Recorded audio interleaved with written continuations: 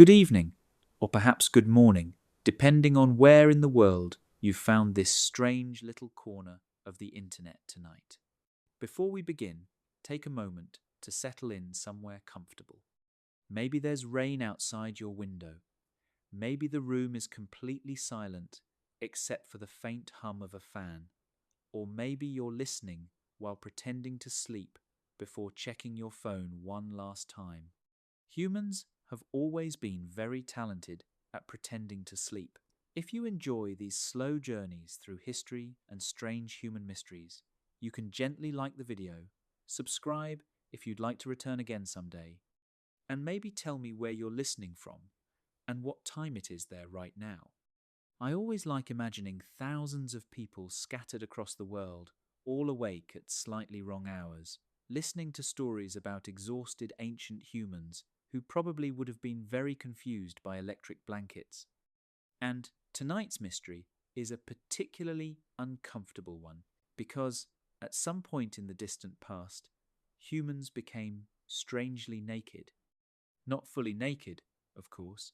If you look closely at your arm beneath a lamp, you'll still see tiny hairs catching the light. Your body is still trying, in its own hesitant way, to remember what it once was. But compared to almost every other mammal on Earth, we are unfinished-looking creatures. Smooth in places where there should probably be fur. Vulnerable in ways that feel almost impractical. One heavy rainstorm in cold weather can still make a modern human deeply miserable in less than an hour. A windy evening can turn confidence into shivering regret with astonishing speed. Which raises an awkward question. What exactly happened to us? Because losing fur is not an obvious evolutionary improvement, wolves kept theirs, bears kept theirs, monkeys mostly kept theirs.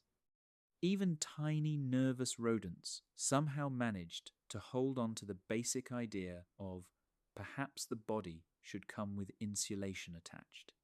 But humans looked at millions of years of mammalian evolution and apparently decided to wander into the world carrying nothing except anxiety and a complicated relationship with blankets. And the strange thing is, this may have changed everything about human civilization. Because once the body stopped protecting itself properly, humans had to invent protection artificially. Shelter became more important. Fire became more important. Cooperation became more important. Clothing became more important. Skin itself became socially important. Suddenly, the body was no longer hidden beneath fur. Fear became visible. Illness became visible. Age became visible. Embarrassment became visible. Humans became creatures who could blush, which is honestly a slightly absurd feature for an animal to evolve.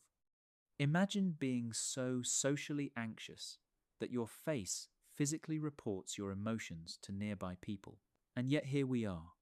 The earliest humans probably did not wake up one morning and announce proudly that they had become less hairy. Evolution almost never works with that kind of dramatic confidence. It is mostly small accidents piling on top of older accidents, until eventually an ape is sitting in a dim apartment at 2:13 inches the morning, listening to a narration about sweating. But somewhere along the way, our ancestors slowly entered a dangerous bargain with the natural world. They traded fur for cooling. They traded protection for endurance. They traded insulation for sweat. And sweat is one of the strangest things about humans. Most mammals cool themselves in relatively limited ways. Dogs pant. Many animals rest in shade. Others become active only at certain hours. But humans leak. Continuously. Sometimes alarmingly. A nervous conversation can trigger it. A warm room can trigger it. Walking uphill, carrying groceries can transform an ordinary person into a damp philosophical crisis. And this ability may have helped humans survive. Because the world our ancestors inhabited was not gentle. It was hot grasslands, exposed sunlight, endless walking, uncertain water, swarming insects, and nights cold enough to remind every hairless creature that nature was not entirely convinced by this new direction. Imagine one of those early humans standing in the late afternoon heat somewhere in Africa nearly 2 million years ago, sweat sliding down the neck, dust sticking to damp skin, feet sore from movement, eyes fixed on distant animals crossing shimmering land beneath the sun, nearby predators hidden in tall grass, water uncertain, shade temporary. A furry body in that environment traps heat, but a body with exposed skin and efficient sweating can continue moving longer, not faster necessarily. That's important. Humans were rarely the fastest thing around. Evolution did not turn us into elegant killing machines. It turned us into persistent inconveniences. Humans survived partly because they could remain uncomfortable for unreasonable lengths of time, which is, in many ways, still our species' defining trait. Somewhere in the distance, a large cat rests beneath shade because overheating is dangerous. Meanwhile, the human keeps walking, slowly, sweating constantly, miserably determined. The kind of determination usually associated with people assembling furniture without reading instructions. And over immense stretches of time, this changed the human body. Hair became thinner across much of the skin, sweat glands became incredibly active, the body became better at releasing heat. But every advantage introduced new problems, because evolution rarely gives gifts without attaching strange conditions. Less fur meant colder nights. Less fur meant greater vulnerability to sunburn. Less fur meant infants could no longer cling so easily to body hair like young primates often do. That last part may have quietly transformed human social life. A baby, unable to grip fur properly, must be carried more actively. Arms become occupied. Mothers require more assistance. Temporary carrying solutions appear. Slings, wrapped hides, cooperative childcare. Older siblings helping. Shared responsibility. A small physical change slowly forcing enormous social adaptations. That happens again and again in human history. A temporary solution survives long enough to become tradition. Then culture grows around it like vines around old stone. And once humans began losing fur, they entered a world of constant improvisation. Because fur is simple, a fox carries winter with it. A deer carries insulation everywhere. But humans eventually needed external systems to replace what the body no longer provided automatically. Fire, clothing, shelter, group sleeping, shared warmth, animal hides, smoke, shade structures, walls, blankets. Civilization itself begins to feel a little different when you realize much of it may have emerged from a gradually naked ape trying not to freeze at night. Even the human relationship with fire changes under this lens. Fire is not merely technology for cooking. Fire becomes artificial fur. It creates warmth where warmth no longer exists naturally. It protects exposed skin against cold air. It pushes predators away from vulnerable sleeping bodies. It dries damp skin. It allows hairless creatures to survive environments they were poorly designed to inhabit. Though naturally, humans also immediately found ways to make fire dangerous. Smoke inhalation, burns, accidental wildfires, suffocating enclosed shelters. Entire communities depending emotionally on maintaining a fragile glowing pile of embers through the night. There is something strangely human about solving one problem by creating 3 new ones, and then adapting to those too. Meanwhile, skin itself slowly became important in ways fur never allowed. Skin shows emotion, skin shows illness, skin records scars, skin reveals age, skin responds visibly to fear and attraction and shame. A hairy animal hides much of its body beneath insulation. Humans became socially exposed creatures. This may have changed mating behavior, social behavior, group trust, attraction, hierarchy. Once the body becomes visible, people begin interpreting bodies constantly. Healthy skin, damaged skin, young skin, scarred skin, painted skin, decorated skin, burned skin, tattooed skin, covered skin. The naked body became information. And perhaps this explains why humans became so psychologically strange about clothing later on. Because clothing began simply enough, probably as temporary protection. A hide over the shoulders during cold nights, plant fibers against sun, something wrapped around a child during wind or rain. But temporary human solutions rarely remain temporary. Soon, clothing becomes identity, then status, then morality, then shame, then law. And, ironically, clothing may have recreated some of the parasite problems humans were trying to escape by losing fur in the first place.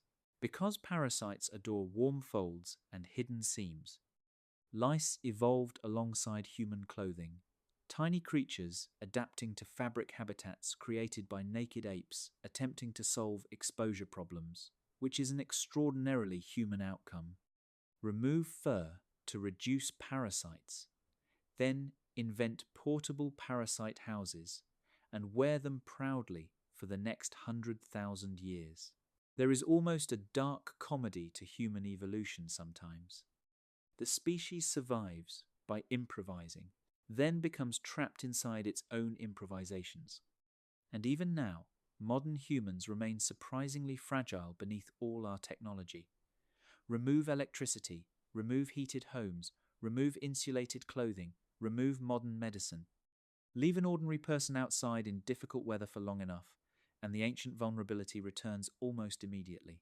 Skin cools quickly, muscles shiver, sleep becomes difficult. Fear grows louder after sunset. The body remembers. Because deep beneath modern life, humans are still creatures balancing between overheating and freezing, between exposure and protection, between nakedness and shelter. And perhaps that is why this mystery matters so much. Losing fur was not just a cosmetic change. It forced humans into dependence on memory, tools, fire, social cooperation, and eventually civilization itself. In a strange way, humans may have become intelligent because intelligence slowly became necessary compensation for physical vulnerability. A bear can survive winter wrapped inside itself. A human has to imagine winter before it arrives, which means somewhere far back in time, beneath ancient stars, groups of exhausted early humans were already planning ahead, carrying hides, protecting embers, watching children sleep beside fires, and slowly becoming the strange, anxious, storytelling species we still are now. And perhaps the most unsettling part is this. The human body never fully solved the problem. Even today, we remain unfinished creatures, too hairless for cold, too sweaty for comfort, too clever to stop worrying about it. Long before humans built cities, before roads and walls and heated rooms and awkward conversations in office elevators, the world was full of fur.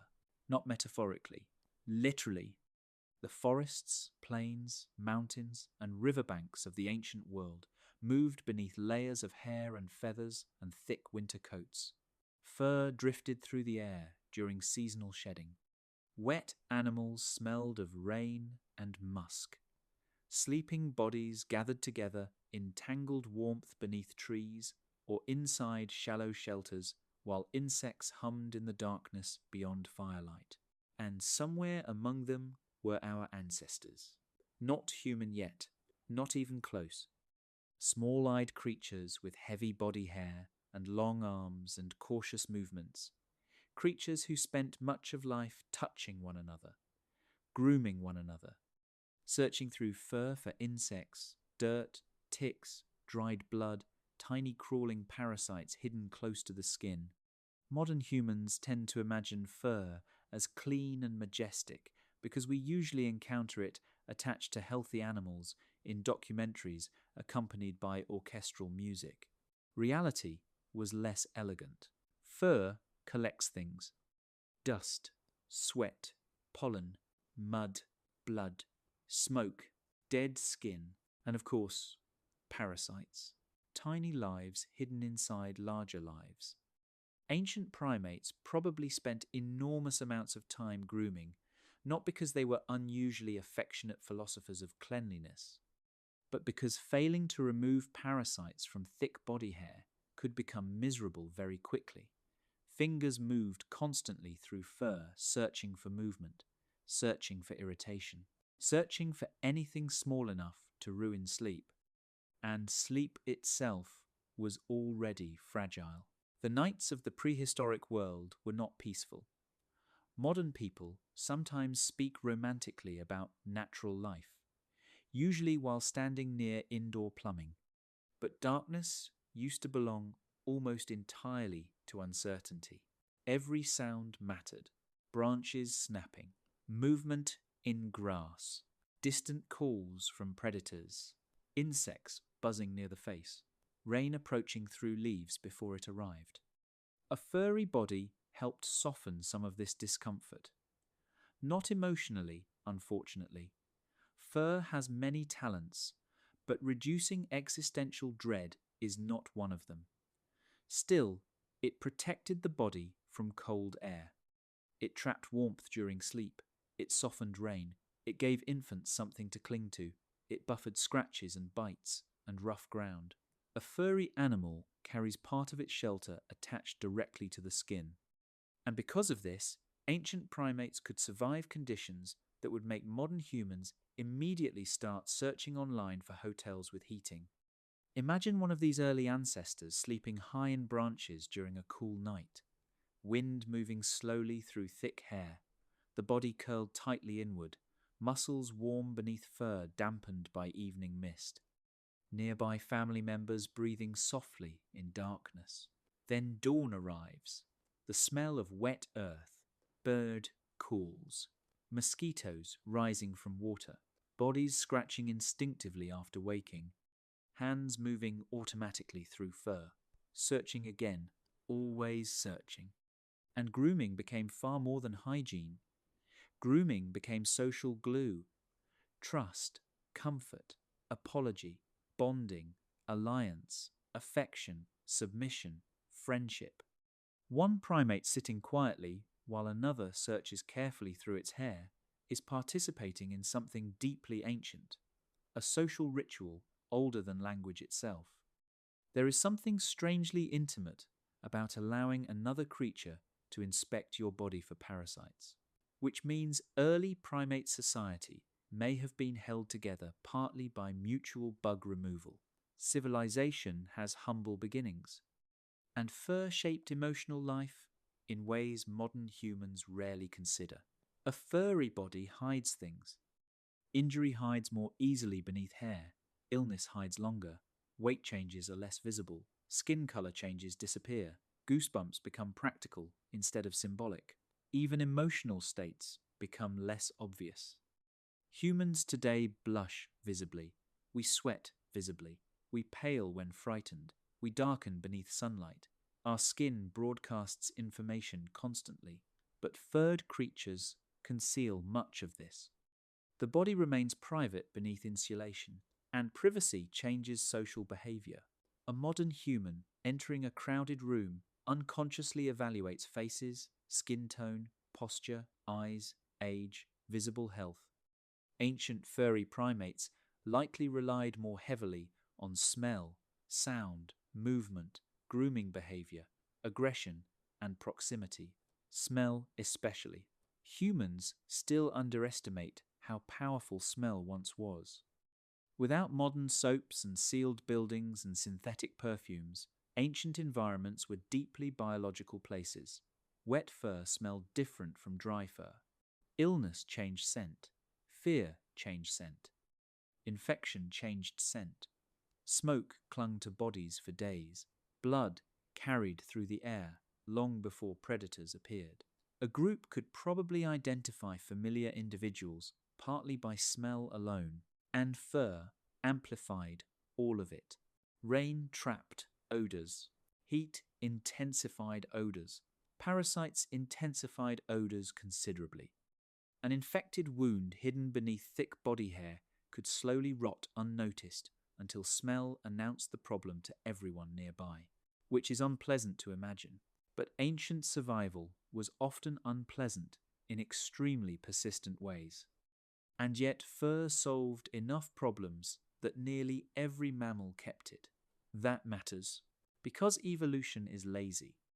If something works reasonably well, nature tends to keep it. Fur worked beautifully for millions upon millions of years.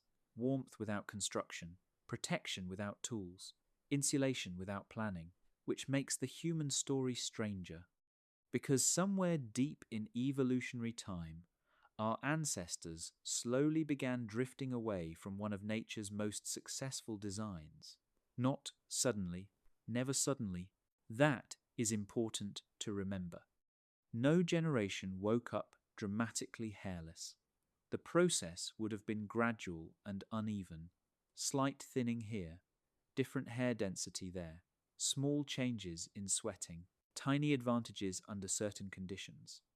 At first, the difference may barely have mattered. A little less overheating during movement, a little more cooling, a little more exposed skin beneath sunlight. And perhaps at first this seemed useful until night arrived. Because every evolutionary bargain creates invoices eventually. A body that releases heat efficiently during the day may lose warmth too efficiently after sunset. And prehistoric nights could become brutally cold, even in warm regions. Deserts especially betray people this way. A scorching afternoon transforms into freezing darkness with alarming speed. Early humans with thinning body hair may have found themselves caught between two different forms of suffering. Too hot while moving, too cold while resting, which is an incredibly human problem already. Even today, humans spend enormous amounts of energy adjusting temperature slightly upward or downward, while arguing with thermostats like emotionally exhausted primates trying to negotiate with weather. But for ancient humans, temperature was not inconvenience. It was survival. A slightly colder night meant poor sleep. Poor sleep meant reduced awareness. Reduced awareness meant greater danger. And danger was everywhere. A furry body sleeping outdoors still possesses protection after the fire dies low. A less furry body becomes dependent on external warmth. This may have quietly transformed human social life more than almost anything else. Because warmth now needed management, temporary solutions emerged. Bodies sleeping closer together, using leaves or hides, maintaining embers overnight, choosing camps more carefully, blocking wind, seeking caves, returning repeatedly to good shelter locations. And temporary solutions have a strange tendency to become traditions if they prevent death often enough. A generation improvises survival. The next generation calls it normal. Then, eventually, people forget the original reason entirely. This pattern repeats across human history endlessly. And while ancient humans were slowly becoming less furry, another strange problem was emerging: babies. Because primate infants are designed for fur. Many young primates cling naturally to their mother's body hair, while the mother climbs, walks, or forages. Tiny hands gripping automatically, fur functioning almost like built-in carrying equipment. But what happens when body hair becomes thinner? The infant must be supported more actively. Arms become occupied. Movement becomes more difficult. Food gathering changes. Mothers require more support. Other group members become more important. And suddenly, a small biological change creates enormous social consequences. Now imagine carrying a child across hot land beneath relentless sunlight while sweating constantly and trying not to lose track of water sources. Human childhood begins to look less like a biological process and more like a logistical emergency, which may explain why human cooperation became so intense. A less furry species may have accidentally forced itself into deeper social dependency, not because humans were naturally wiser, but because isolated individuals became increasingly vulnerable, and vulnerability changes behavior. Groups matter more. Fire matters more. Memory matters more. Planning matters more. The body no longer solves enough problems alone. Meanwhile, the skin itself was changing into something strange. Exposed skin is sensitive. Wind feels sharper. Rain feels colder. Sun feels hotter. Touch feels clearer. Even insects become psychologically different when they land directly on exposed flesh instead of thick hair. Mosquitoes no longer hover vaguely somewhere within fur. They arrive personally. Flies become irritating in new ways. Sweat moves visibly across the body. Salt dries on skin. Dust clings to damp areas. Cuts become easier to notice. Pain becomes more immediate. The body feels connected to the environment more directly. And perhaps this altered human psychology too. A furry animal is buffered from the world. A hairless animal feels the world continuously. Temperature, humidity, movement of air, sunlight, water, touch, insects. Everything arrives more vividly. And slowly, almost invisibly, humans became creatures who lived increasingly outside themselves, dependent on things beyond skin and muscle, dependent on fire, dependent on shelter, dependent on each other, dependent on memory, because once fur begins disappearing, survival moves outward into behavior, and behavior accumulates. A simple hide used temporarily against cold weather becomes ordinary, then expected, then necessary. A fire used occasionally during difficult nights becomes central to camp life, then sacred, then impossible to live without. A sleeping place chosen for comfort becomes a permanent location, then territory, then home, all because somewhere in deep time an ape became slightly too exposed to the wind. There is something almost absurdly delicate about human civilization when viewed this way. Libraries, governments, religions, cities, airports, space telescopes, entire financial systems, all emerging eventually from a species that may have first started changing because overheating while walking long distances became inconvenient. Evolution rarely feels grand while it is happening. It feels temporary, improvised, slightly uncomfortable, and perhaps that is why humans never fully stopped feeling uncomfortable in their own bodies. Even now, people spend extraordinary amounts of time managing hair, removing it, growing it, shaping it, colouring it, shaving it, hiding it, admiring it, judging it. Ancient evolutionary accidents still echo through modern bathrooms every morning, which is honestly a ridiculous sentence, but also completely true. And somewhere beneath all modern habits, the old furry ancestors remain visible in fragments. The tiny hairs on your arms lifting slightly when cold, the instinct to seek warmth, the comfort of blankets, the emotional calm of being groomed or touched gently, the dislike of insects crawling across skin, the strange relief of sitting near firelight at night, the nervousness humans still feel in darkness. The body remembers older worlds, even when the conscious mind forgets them. And perhaps that memory is why humans continue surrounding themselves with artificial fur, blankets, carpets, padded furniture, soft fabrics, warm coats, layer upon layer of synthetic insulation, replacing what evolution slowly removed. Modern civilization may simply be an extremely complicated attempt to recreate the comfort of being furry again. At first, The world probably did not seem especially dangerous in the morning. That is one of the cruel tricks of heat. Dawn can feel gentle, soft light spreading slowly across grasslands, air still cool enough to breathe comfortably.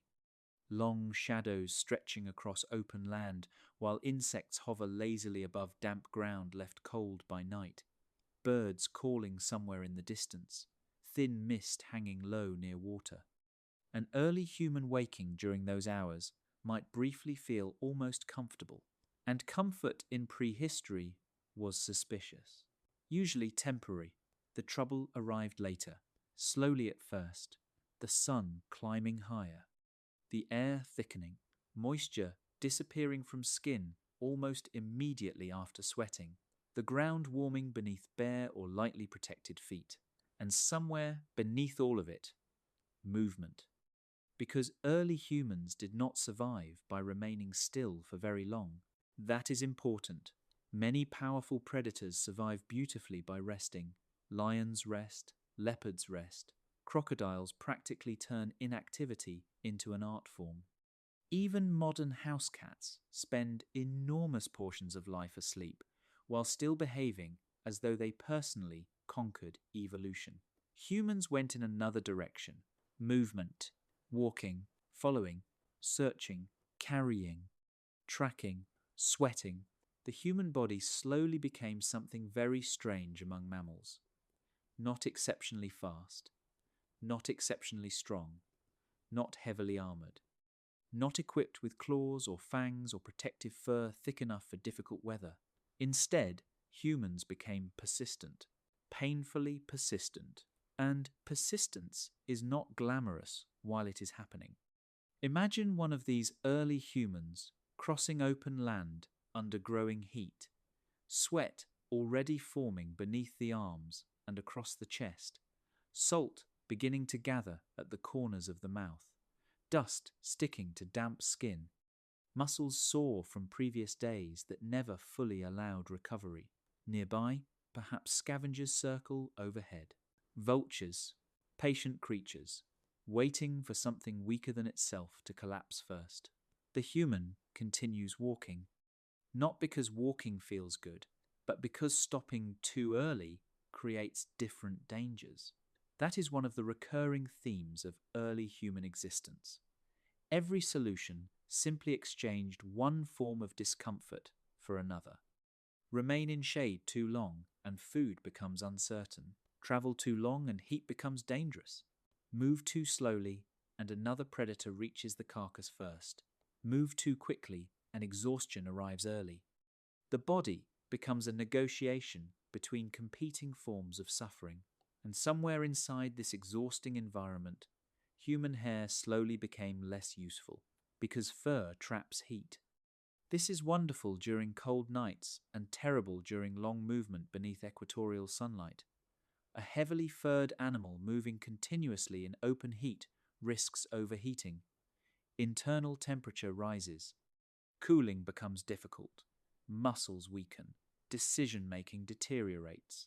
The body begins cooking itself gently from the inside.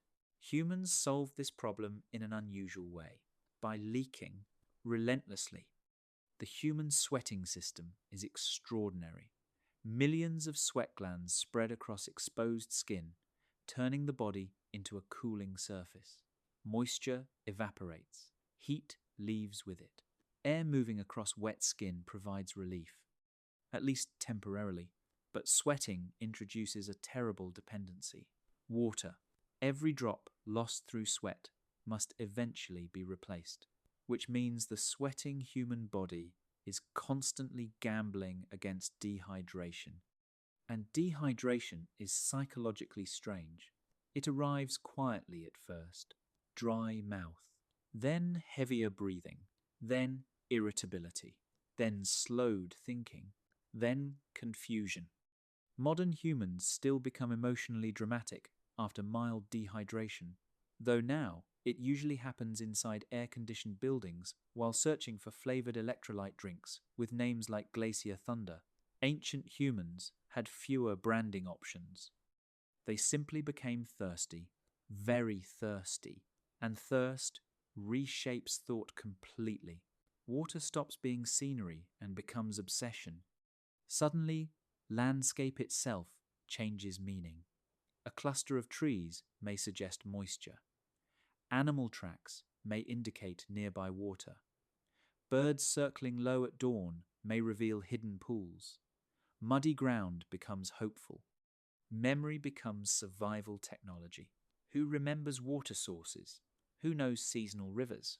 Who remembers where shade lasts longest during afternoon heat?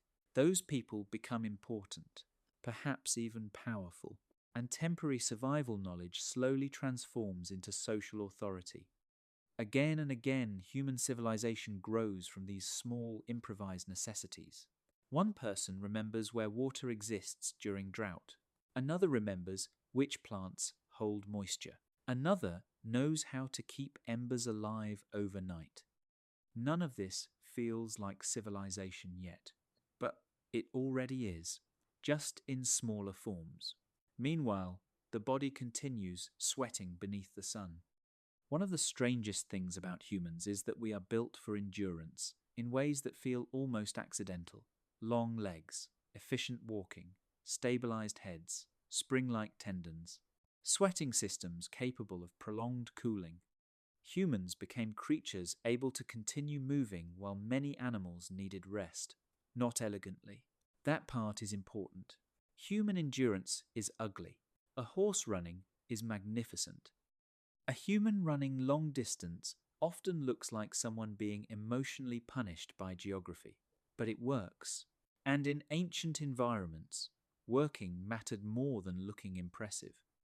There are theories that early humans sometimes hunted through persistence itself, not by sprinting faster than prey, but by continuing pursuit long enough under brutal heat until the animal overheated or exhausted itself. Imagine that scene slowly. A wounded antelope somewhere ahead, breathing heavily, foam gathering near the mouth, trying repeatedly to rest. But every time it slows, the humans continue approaching. Not quickly, just steadily, always there. Sweating, walking, tracking, hours passing beneath heat that crushes weaker endurance.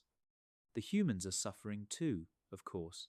Feet blistering, shoulders aching, eyes burning from sunlight, insects gathering at sweat-damp skin, salt crust forming across the body, but they continue. That may be one of the most unsettling truths about our species.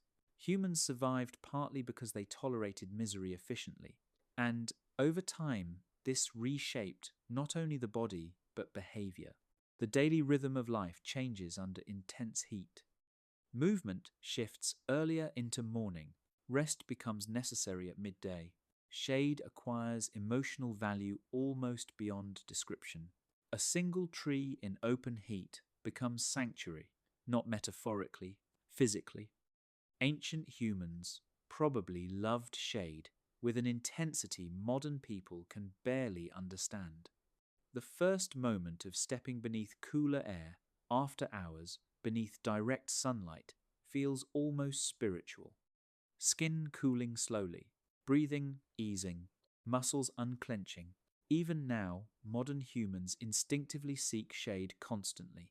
Bus stops, trees, building edges, umbrellas, covered patios, parking garages. Entire cities designed partly around escaping direct sunlight. Ancient instincts surviving beneath modern architecture, and this is where the story becomes stranger. Because once humans began relying on exposed skin and sweating for survival, they also became increasingly vulnerable to cold after exertion. Sweat cools beautifully in heat. Sweat becomes dangerous once temperature drops. A body wet with sweat beneath evening wind can lose heat rapidly. Muscles stiffen. Shivering begins. Sleep becomes difficult. Again and again, the human body reveals itself as a compromise rather than a masterpiece. Too much heat is dangerous. Too much cooling is dangerous. Too much movement is dangerous. Too little movement is dangerous. And so humans slowly developed behavioral solutions. Temporary at first, always temporary at first. A fire lit after exhausting movement, bodies sleeping closer together. Animal hides wrapped around shoulders after sunset, choosing camps protected from wind, moving according to temperature instead of preference. And eventually, temporary habits become traditions so old nobody remembers why they began. That is one of the quiet engines of human history. A frightened, exhausted ancestor improvises survival. Thousands of years later, descendants call it culture. Even social cooperation changes beneath this pressure. A sweating endurance-based species depends heavily on group function. Someone injured becomes difficult to transport, someone dehydrated slows everyone. Children require carrying, water must be shared carefully. Human survival increasingly depended on collective tolerance for discomfort. Not kindness necessarily, that came later sometimes, or not at all, but cooperation became useful, and usefulness often arrives before morality. A group that shares water survives better than one collapsing into conflict beneath heat.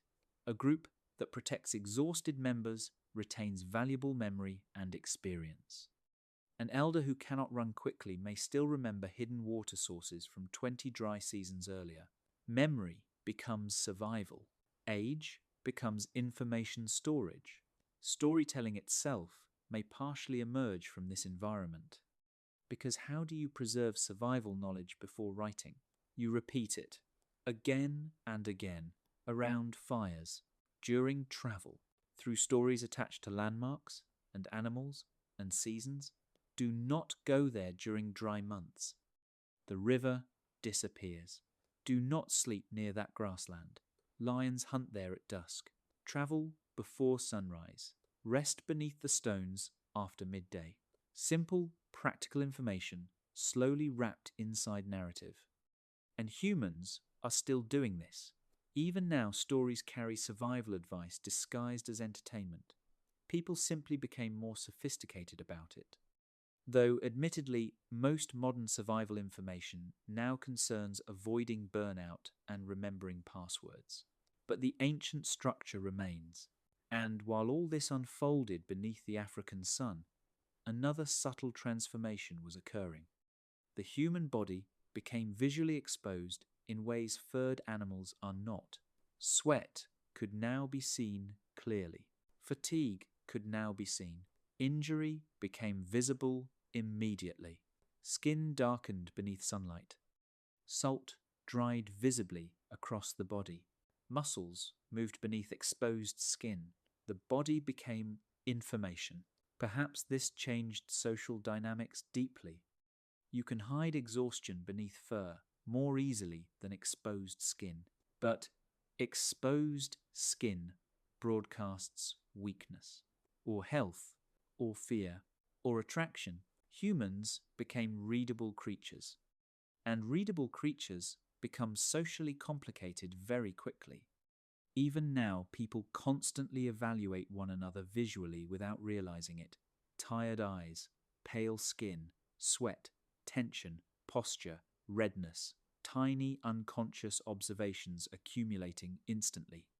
Ancient humans likely did this too, because survival depends heavily on noticing weakness early, especially in dangerous environments.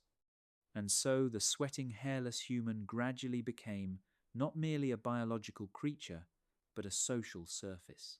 The body itself became communication, though unfortunately also sunburned easily, which must have been deeply irritating. Imagine early humans slowly adapting to open environments, while simultaneously discovering that exposed skin can blister painfully beneath relentless sunlight. Another evolutionary invoice arriving unexpectedly. And this likely contributed to the development of darker pigmentation in high UV environments. Skin itself becoming protection once fur no longer provided enough shielding. Again, the body improvises. Again, the species adjusts. Again, nothing is perfect. Meanwhile, dust continues sticking to sweat. Flies continue landing on exposed skin. Children continue crying from heat. Adults continue arguing silently with exhaustion. The land continues stretching endlessly beneath sunlight. And the humans continue walking. That image matters, because the story of fur loss is not really about appearance. It is about movement. Movement reshaped temperature regulation. Temperature regulation reshaped behavior. Behavior reshaped cooperation. Cooperation reshaped culture.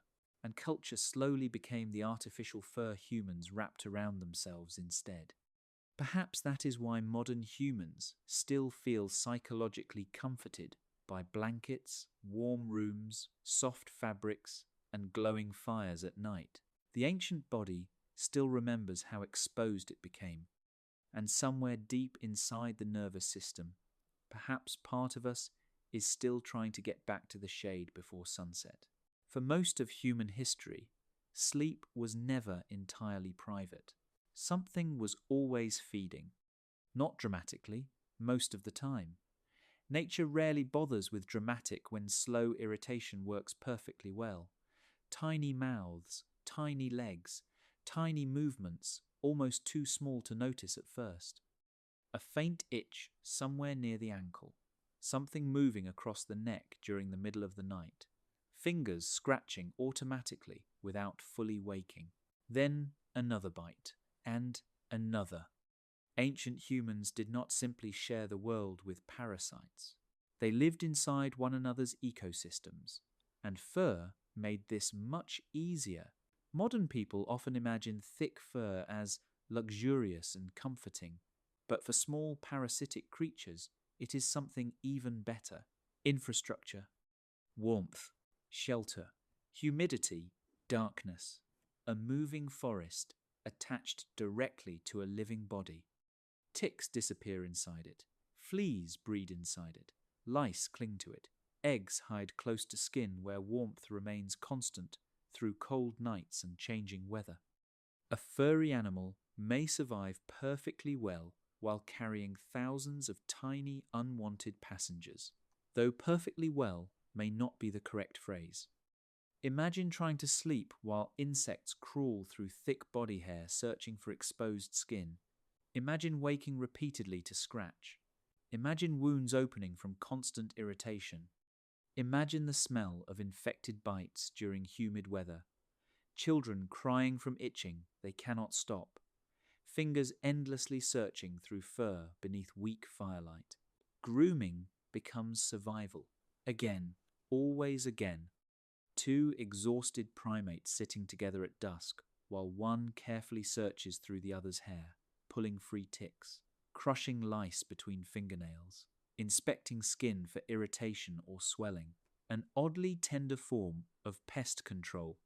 And over immense periods of time, humans may have begun escaping part of this problem simply by becoming less hairy. Not entirely. Humans never fully escape parasites. We merely force them to evolve more creatively. But reduced body hair changes the battlefield. A flea hidden inside thick fur may remain unnoticed for hours. A flea crossing exposed skin becomes easier to feel. Tiny hairs remaining on the human body may actually help detect movement across the skin surface. The body becoming more sensitive to invasion because the invaders have fewer places to hide.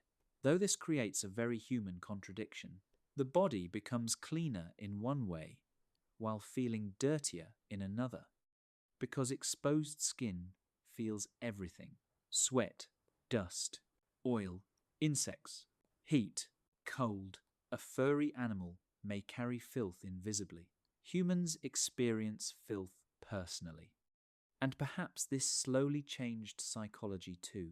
Imagine the emotional exhaustion of ancient parasites. That sounds ridiculous at first, but think about it. An early human lies awake beside dying embers, the air cooling rapidly before dawn, smoke trapped low near the ground, nearby bodies sleeping close together for warmth. Somewhere in darkness, insects hum continuously. Something bites the shoulder. Fingernails scratch automatically. Another itch appears moments later near the ankle. The mind cannot fully rest. The body remains under tiny assault all night long. Even now, modern humans can become astonishingly miserable from small, persistent irritations. One mosquito trapped in a bedroom can psychologically overpower an otherwise intelligent adult within 20 minutes. Ancient humans faced entire ecosystems of irritation constantly, and unlike modern humans, they could not simply eliminate most parasites with sprays, detergents, hot showers, vacuum cleaners, prescription creams, climate control, and aggressive internet reviews. Instead, they improvised. Smoke, ash, mud, animal fat, plant oils, bathing when possible, sleeping location changes, grooming rituals, nothing perfect, only temporary reductions in misery. And temporary solutions, once again, slowly became permanent behaviors. Smoke is a good example. A fire provides warmth, yes. Light, yes. Protection from predators, certainly. But smoke also repels insects. Camps with smoke may have been psychologically calmer places, less buzzing, fewer bites, slightly better sleep. Of course, smoke also fills lungs slowly and damages eyes and breathing over time. Human history is full of these exhausting bargains. The insects leave, the coughing begins. Choose carefully. And sleeping arrangements themselves may have evolved partly around parasites. Where do bodies sleep? Who sleeps near smoke? Who sleeps near edges where insects gather? Who shares bedding? Who avoids sharing? These are not small social details. They shape trust, intimacy, status, and disease transmission all at once. Because parasites spread socially. A single infested person inside a close group can transform everyone's nights very quickly. And once humans began wearing clothing regularly, the situation became even stranger. Because clothing solved one problem beautifully while quietly rebuilding another. Animal hides protected exposed skin from cold air. Plant fibers reduced sun exposure. Wrappings helped preserve warmth after sweating. Children could be carried more easily. Sharp grasses and thorny environments became slightly less miserable. Wonderful. Unfortunately, clothing also created dark folds filled with warmth and sweat, which parasites considered deeply encouraging. Body lice evolved specifically alongside human clothing. Tiny creatures adapting themselves to fabric habitats invented by increasingly hairless humans. A species loses fur, partly to reduce parasite burden, then invents woven portable parasite apartments and wraps itself proudly in them for the next 100,000 years. It is difficult not to admire evolution's sense of humour occasionally, especially because clothing itself was probably unpleasant for a very long time. Modern fabrics have spoiled humanity completely. Ancient clothing could be stiff, damp, greasy, heavy, smoke-scented, crawling with tiny insects, uncomfortable during heat, freezing when wet, and impossible to dry properly during bad weather. Wet hide clothing may have smelled powerful enough to announce a person's presence before they arrived, and smell mattered immensely. Ancient humans lived inside scent constantly. Sweat, wet earth, rotting food, smoke, blood, animal fat, rain, parasites, illness. Human bodies without modern hygiene routines develop smells quickly, especially beneath heat and physical exertion. And once clothing traps sweat close to exposed skin, irritation increases. Rashes, fungal infections, chafing, itching, the body becoming a negotiation between protection and discomfort once again. There is a reason ancient humans probably spent so much time maintaining things. Maintaining fires, maintaining hides, maintaining bedding, maintaining skin, maintaining one another. Without constant maintenance, nature returned immediately. Parasites returned, cold returned, rot returned, mold returned. The natural world waited patiently outside every temporary human solution. And perhaps this explains why grooming remained emotionally important even after humans became less hairy. because grooming was never only about fur. It became reassurance, inspection, care, monitoring, a mother checking a child's skin beneath weak light, someone searching another person's back for ticks, hands smoothing oils across irritated skin, picking insects from seams in clothing, removing thorns from feet after long movement. Ancient intimacy was practical before it became romantic, and practical intimacy often survives longer than decorative intimacy. Even today, humans calm one another through touch, through hair brushing, through scratching someone's back gently, through removing lint from clothing, through caring for another body in small, quiet ways. The nervous system remembers older social worlds. Meanwhile, exposed human skin continued changing social behavior in uncomfortable directions. Because once bodies become visible, cleanliness becomes visible too, or at least the appearance of cleanliness. A heavily furred creature can conceal much of its physical condition beneath hair. Humans cannot. Dirty skin shows, parasite bites show, rashes show, disease shows, infection shows. This may have gradually intensified social judgment around bodies. Who appears healthy? Who smells strange? Who seems infested? Who looks weak? Modern humans still do this constantly, though now it hides beneath polite language and expensive soap advertisements. But ancient environments made these judgments far more immediate. A visibly infected person could represent danger to the group. A coughing person near shared bedding mattered. A child scratching constantly mattered. Bodies became warnings. And perhaps this contributed eventually to human discomfort around nakedness itself, which sounds backward at first. You might think less fur would create more comfort with exposed bodies, but visible skin creates awareness. Awareness creates judgment. Judgment creates anxiety.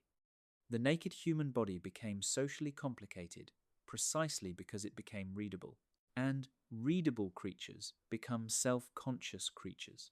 Even now, humans spend extraordinary amounts of energy trying to appear naturally clean, which is one of the funniest phrases civilization has ever invented. Human beings are not naturally clean. Left alone, the human body enthusiastically produces oil, sweat, smells, bacteria, dead skin, and confusion. Civilization is largely a highly organized attempt to interrupt this process repeatedly. Though ancient humans probably viewed things differently, to them cleanliness was not perfection. It was temporary control, a short-lived victory over decay. A bath did not make someone permanently clean. It simply reset the struggle briefly. Then sweat returned, dust returned, parasites returned. Everything returned eventually. And perhaps that endless cycle shaped human psychology more deeply than we realize. The constant need to maintain the body, wash the body, protect the body, inspect the body, cover the body. Humans became creatures continuously managing exposure. Not only exposure to weather, but exposure to one another. And somewhere during all this, the nights remained difficult. That part never disappeared. Darkness still carried sounds beyond firelight. Insects still moved through camps. Something still bit exposed skin before dawn.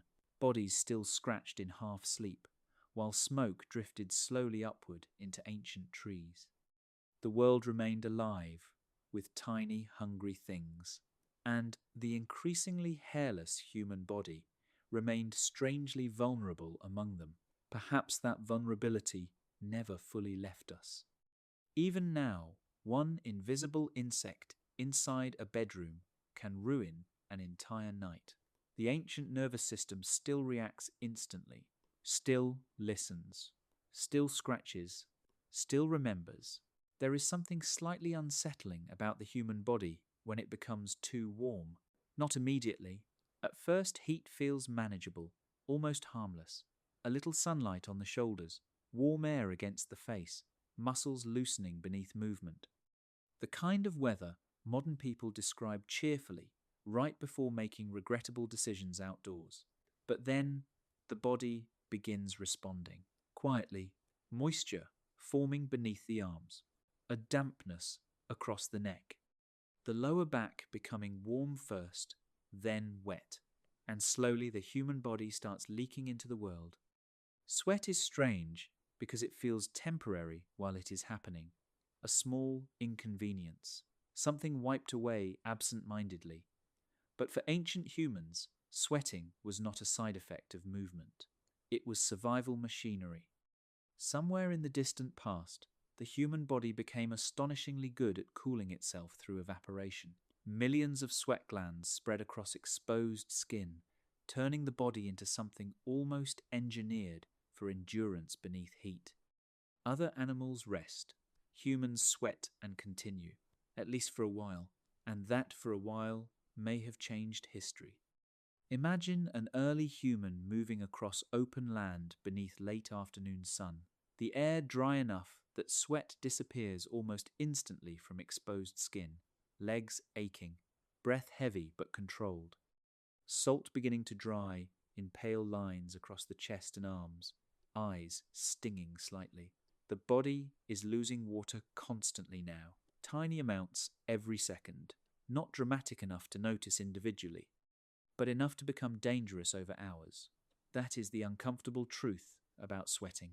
The body cools itself by slowly draining itself. Humans survive heat partly by sacrificing water continuously into the air. A furry animal conserves moisture better. A sweating human gambles, and the gamble never truly ends. Because thirst arrives before danger fully reveals itself.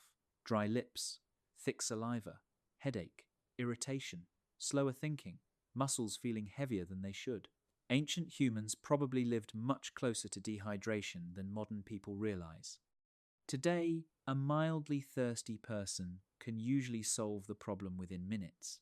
Bottles, faucets, stores, refrigerators, entire aisles dedicated to flavored hydration.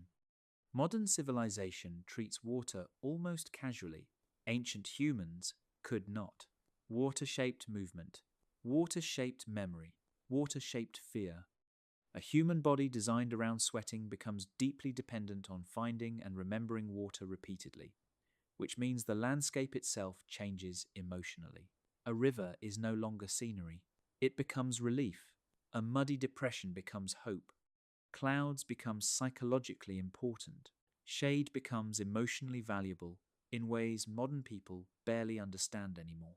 The first sight of water after prolonged heat may have felt almost sacred, and perhaps, eventually, it became sacred. That would be a very human thing to do.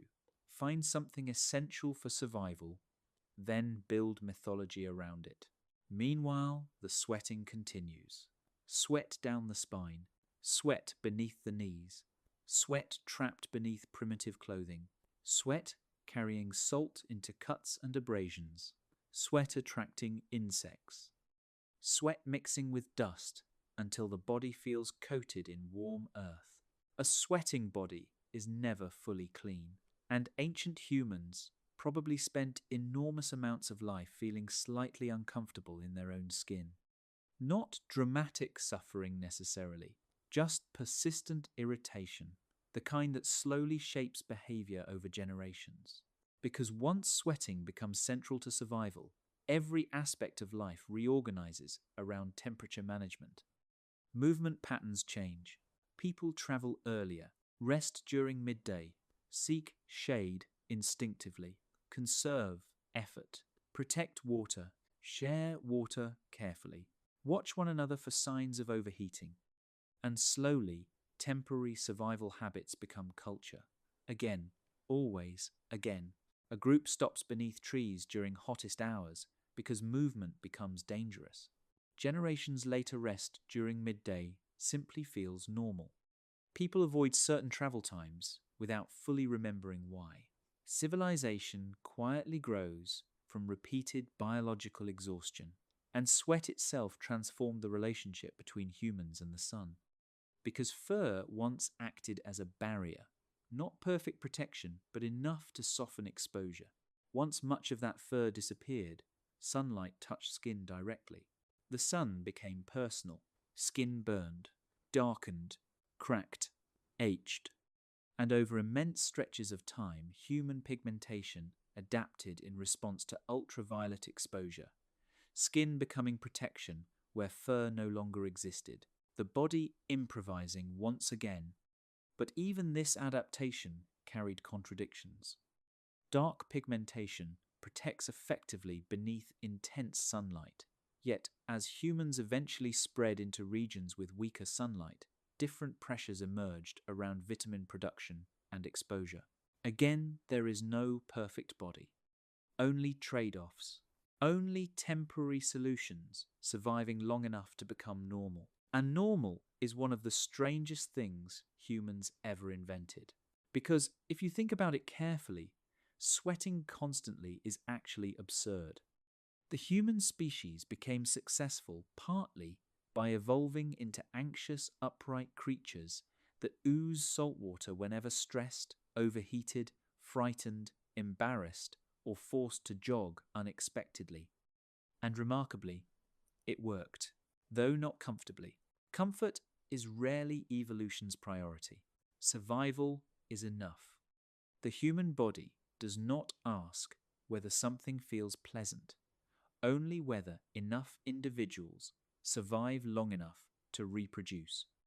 And so ancient humans continued sweating beneath open skies while searching for food, carrying children, transporting embers, avoiding predators, and slowly becoming dependent on systems beyond themselves.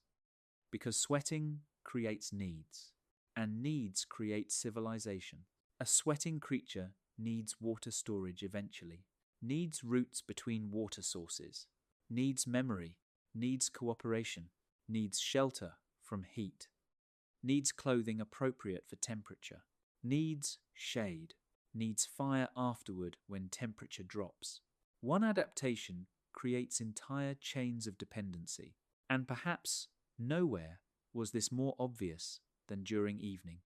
Heat leaves slowly after sunset, muscles tired from movement, skin sticky with drying salt, primitive clothing damp against the body, then wind arrives. A sweating body cools rapidly once air temperature falls. Now the same adaptation that protected life during the day becomes dangerous at night. The body shivers, teeth chatter, muscles tighten, sleep becomes difficult. Ancient humans likely experienced this cycle constantly, overheating by day, chilling by night, sweating beneath movement, huddling beside fires after dark. And so fire became more than convenience. Fire became replacement skin, artificial warmth for exposed bodies. Imagine those scenes. A group gathered near embers after sunset, smoke drifting upward into darkness. The smell of sweat, dust, damp hide, and ash mixing together beneath cooling air. Someone rubbing sore feet. Someone scratching insect bites absent-mindedly. Children asleep against adults for warmth. Beyond the firelight, predators moving invisibly through darkness. Inside the circle, hairless creatures trying very hard not to freeze.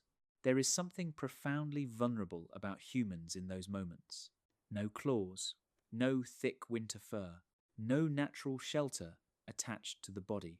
Only cooperation, only memory, only temporary protection maintained night after night. And perhaps this explains why humans became emotionally attached to warmth itself. Even now, people instinctively gather around fires, around heaters, around kitchens, around warm lights during winter evenings. Warmth still feels social. Safety still feels warm. The nervous system remembers ancient nights. Meanwhile, sweating also changed the human relationship with smell. A sweating species smells strongly. There is no elegant way around this. Ancient humans almost certainly carried powerful body odors shaped by heat, movement, smoke, diet, skin bacteria, damp clothing, and environmental exposure. Sweat itself may begin nearly odorless, but bacteria transform it quickly. And smell carries information: fear, stress, illness, sexual maturity, infection, exhaustion. Humans today spend enormous amounts of energy suppressing natural scent: perfumes, soaps, deodorants, scented detergents. Scented detergents. Entire industries dedicated to convincing people they should smell like abstract concepts, such as mountain rain or ocean breeze.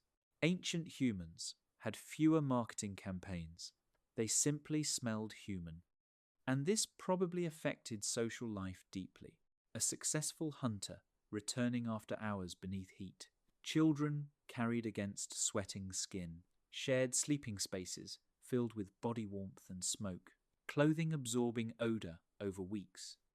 The scent of familiar individuals becoming emotionally recognisable, perhaps even comforting. Modern humans still experience this in strange, quiet ways. The smell of someone familiar on fabric, the scent of home, the strangely calming smell of old blankets. The body remembers social survival through scent, even if modern culture tries desperately to pretend otherwise. And all the while, sweat continued reshaping the skin itself, salt drying in pale streaks, tiny cracks forming where skin rubs repeatedly, chafing between thighs during long walks, burning eyes from sweat carrying dust, hands becoming rough from heat and dryness. The human body adapting not toward elegance, but endurance. That distinction matters. Humans are not beautifully optimized creatures. We are patched together survivors. A collection of compromises held together by behavior and persistence. And nowhere is that clearer than sweat, because sweating solved one enormous problem while introducing countless smaller ones. Heat became manageable. Water became critical. Movement improved. Cold nights became worse. Endurance increased. Skin vulnerability increased. Again and again, the human story moves this way. Progress through inconvenience. Perhaps that is why modern humans still feel strangely dissatisfied even inside comfort. The species evolved inside continuous adjustment. Too hot, too cold, too dry, too wet, too crowded, too isolated. The nervous system expects management, expects maintenance, expects some small discomfort always waiting nearby. And maybe that is why complete comfort sometimes feels almost suspicious. Some ancient part of the mind still expects the fire to die during the night, still expects thirst tomorrow, still expects heat after sunrise, still expects the body to struggle, because for most of human existence, it did. And beneath the vast African sky, under unbearable sunlight and cold pre-dawn winds, the sweating human body slowly transformed from biological accident into a new kind of creature entirely, not protected by nature, dependent on adaptation, dependent on planning, dependent on each other. A species surviving not because the world became easier, but because the body learned how to suffer differently. There is something ancient about the way humans look at water. Not swimming pools, of course. Those are mostly rectangles filled with chlorine and regret. But natural water, rivers disappearing into reeds, dark lakes at dusk, shorelines hidden beneath fog, slow waves moving under moonlight where the bottom cannot quite be seen. Humans react to such places emotionally before intellectually. Curiosity first, then caution, then a strange feeling that something may already be watching from beneath the surface. And perhaps that feeling is older than civilization itself. There is a controversial idea in human evolution, sometimes called the aquatic ape theory, not fully accepted by mainstream science. Many anthropologists criticize it heavily. The fossil evidence does not neatly support it. the explanations often stretch too far. Some scientists become visibly irritated merely hearing it mentioned, which honestly only makes ordinary people more interested immediately. Humans do love forbidden mysteries, but even if the theory itself remains doubtful, the emotional landscape around it is useful. Because early humans absolutely lived near water often. Rivers meant survival, lakes meant fish. Wetlands meant food, danger, insects, disease, and temporary relief from heat. And perhaps, over long stretches of time, water changed humans in smaller ways than grand theories promise. Imagine an early human approaching marshland at dusk, the ground softer beneath the feet now, mud cooling overheated skin, air thick with moisture and insects, the smell changing completely from dry grass and dust into wet plants and slow decay. Water has its own smell, still water especially, a mixture of life and rot together. Ancient humans would have known these smells intimately. A riverbank is never silent. Frogs calling, insects whining endlessly, water shifting against reeds, fish breaking the surface unexpectedly, birds lifting suddenly into darkness from unseen places. And beneath all this movement, uncertainty. Water hides things. Deep grass hides things. Mud hides things.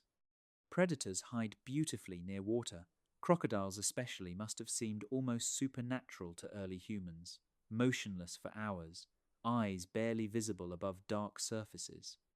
Ancient armoured bodies waiting patiently beside places every thirsty animal eventually must approach. Imagine kneeling beside murky water after hours beneath brutal sunlight.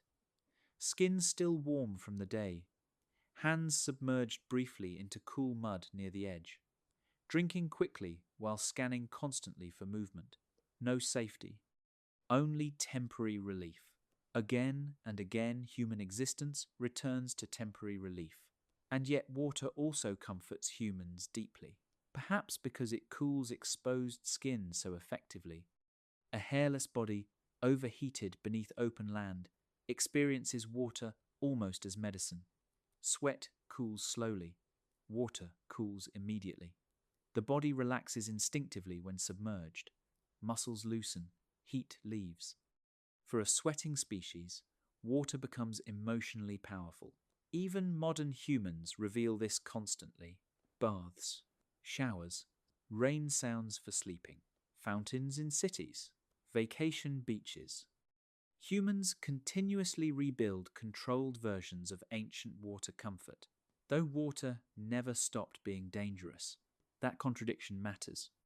Because early humans entering wet environments traded one set of discomforts for another, heat decreased, moisture increased, insects multiplied enormously, wet skin cooled too quickly after sunset, damp clothing became miserable, fires became difficult to maintain, parasites thrived near stagnant water.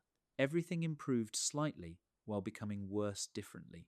Evolution seems to enjoy this pattern tremendously. And the human body itself behaves strangely near water. Hair becomes heavy when wet, exposed skin wrinkles after prolonged soaking, body temperature changes quickly, breath control becomes emotionally important, panic behaves differently in deep water than on land. Humans are not natural aquatic mammals. That part is important. A seal belongs in water. A dolphin belongs in water. A human entering deep water still looks like a worried primate improvising urgently. And yet humans swim anyway. Badly sometimes, fearfully often, but persistently. There is something revealing about that persistence. Perhaps ancient humans living near coastlines and rivers slowly developed behaviors around water, not because they became aquatic creatures, but because water offered opportunities too useful to ignore. Shellfish, fish, bird eggs, fresh water, cooler temperatures, transport routes, temporary refuge, and temporary solutions have always fascinated humans. Imagine groups wading through shallow water during heat, mud squeezing upward between toes, reeds brushing against damp skin, children carried high against shoulders, while insects gather near faces, wet skin cooling beautifully beneath breeze, while unseen creatures move somewhere below the surface. Ancient humans likely experienced water emotionally in multiple ways at once. Relief, fear, curiosity, disgust, comfort, danger. The same shoreline offering drinking water, food, parasites, drowning risk, crocodiles, mosquitoes, and cooling all together. Nothing simple, never simple. And perhaps this complexity helped shape human psychology too. Because water environments constantly shift, river levels change, mud moves, shorelines disappear after storms, safe crossings become dangerous overnight, stagnant pools create sickness, fish migrate unpredictably. Humans surviving near water needed memory again, always memory. Which places flood? Which pools dry first? Which river crossings become deadly during rain? Which wetlands fill with insects after sunset? A species dependent on memory begins telling stories naturally. Warnings become traditions. Traditions become rituals. Rituals become culture. A child warned not to enter certain waters at dusk may later hear spirits live there. Fear becomes mythology slowly, and mythology often preserves survival information beneath symbolic language. Because the river contains monsters, works beautifully when the real monster is simply drowning, or disease, or crocodiles. Ancient humans did not separate practical survival and storytelling the way modern people do. The world itself already felt mysterious enough, especially at night. Night near water may have been among the most psychologically difficult environments humans experienced. Darkness reflected across black surfaces, insect noise so constant it becomes almost overwhelming, mist drifting low over shorelines, sounds carrying strangely through humid air, and always movement somewhere unseen, a splash in darkness, something large entering water, something surfacing briefly. The human imagination works aggressively under such conditions. Even now, modern humans fear dark water instinctively. Lakes at night, oceans beneath boats, deep swimming pools after sunset. Something about unseen depth still unsettles the nervous system immediately. The body remembers older dangers. Meanwhile, exposed human skin behaved differently near water than furred bodies. Wet fur insulates somewhat, even when damp. Human skin loses heat rapidly once soaked, especially with wind exposure afterward. A sweating, hairless creature entering cool water after heat might initially feel euphoric, then dangerously cold later. Again, adaptation creates new vulnerabilities. Imagine early humans sitting beside weak fires after leaving water, damp hides steaming faintly in heat, skin prickling as warmth slowly returns, insects still circling near smoke. Wet feet sore from rough ground hidden beneath mud. Comfort never fully arrives, only pauses between discomforts. And perhaps this explains why humans became so attached to controlled environments eventually. Controlled heat, controlled dryness, controlled water access. Civilization increasingly becomes an attempt to regulate conditions that nature kept shifting unpredictably. Ancient humans near water could never fully relax. Floods, parasites, rotting food, mosquitoes, sudden storms, children wandering too close to dangerous currents, bodies slipping in mud, firewood too wet to burn, everything requiring constant attention. Even smell changes near water. Wet vegetation, rotting algae, fish remains, mud exposed beneath heat, smoke from damp wood, human bodies drying slowly after immersion. Ancient camps near wetlands probably carried dense, heavy smells impossible to separate cleanly from one another. And still humans returned to water again and again because survival demanded it. And because perhaps some part of the human nervous system genuinely enjoyed temporary relief from heat and dust and endless dry wind, a sweating species would naturally love cooling, even if cooling came wrapped in danger. That may be the real reason the aquatic ape idea remains emotionally seductive. Not because humans evolved as aquatic creatures in the strict scientific sense, but because water feels strangely intimate to humans. The body responds to it immediately, emotionally, physically, almost nostalgically. A river promises relief before it promises safety. And early humans may have spent countless generations caught between those two feelings, walking for hours beneath punishing sunlight, then finally hearing water before seeing it. That sound alone may have changed moods instantly. Movement quickening slightly, children becoming excited, adults becoming cautious, everyone thirsty, everyone tired, everyone aware that water means survival and danger together, which is very human, really. Nearly everything humans need most eventually frightens them too. Fire, darkness, other people, the ocean, love, civilization itself. Perhaps exposed skin intensified this relationship with the world. Hairless bodies feel temperature changes faster, moisture changes faster, wind changes faster. The environment touches humans directly, and maybe that is why humans became such emotional creatures. The world reaches us more easily. A furry creature remains buffered from rain. Humans stand inside rain. A furry creature carries protection. Humans carry memory instead. And beside ancient rivers beneath enormous skies, among reeds whispering in damp wind while insects drifted through smoke and darkness, the increasingly hairless human species continued adapting not toward comfort, but toward awareness. At some point, long before mirrors existed, humans began looking at one another differently. Not because language suddenly became more sophisticated, not because philosophy appeared, not because anyone sat beside a fire and announced dramatically that human beauty standards had been invented. Nothing so organized ever happens in human history. It was probably quieter than that, a glance lasting slightly longer than necessary, a scar noticed beneath sunlight, sweat visible across skin, the shape of muscles moving during work, a blush, an illness, a wound healing badly, a body becoming readable, and once bodies become readable, social life changes forever. Fur conceals many things. That is easy to forget. A heavily furred creature hides skin almost constantly.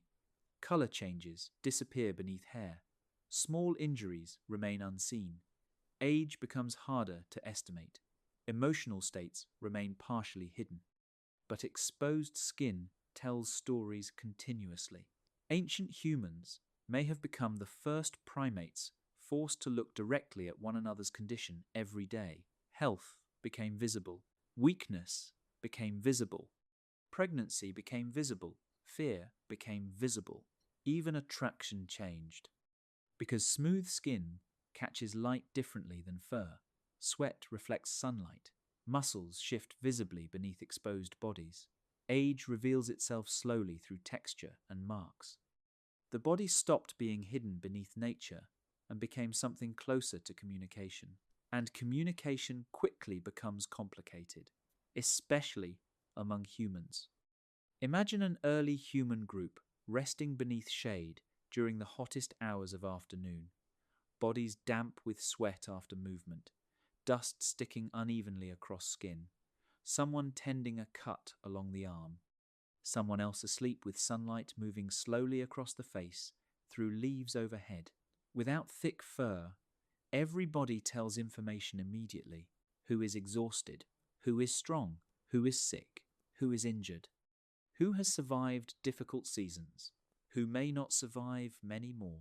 The human body becomes biography written directly onto skin, and perhaps this transformed attraction itself. A healthy-looking body may signal resilience. Clear skin may suggest fewer parasites or disease. Strong movement may indicate endurance. Hair remaining in specific places, scalp, face, underarms, begins carrying social meaning. Humans did not lose all hair equally. That part matters. The body became selectively visible. Scalp hair remained. Eyebrows remained. Eyelashes remained. Pubic hair remained. Facial hair emerged strongly in many males, which means evolution did not simply erase hair carelessly. Certain areas remained important for protection, signaling, or social perception. And almost immediately, humans began assigning meaning to them. Hair becomes identity very quickly.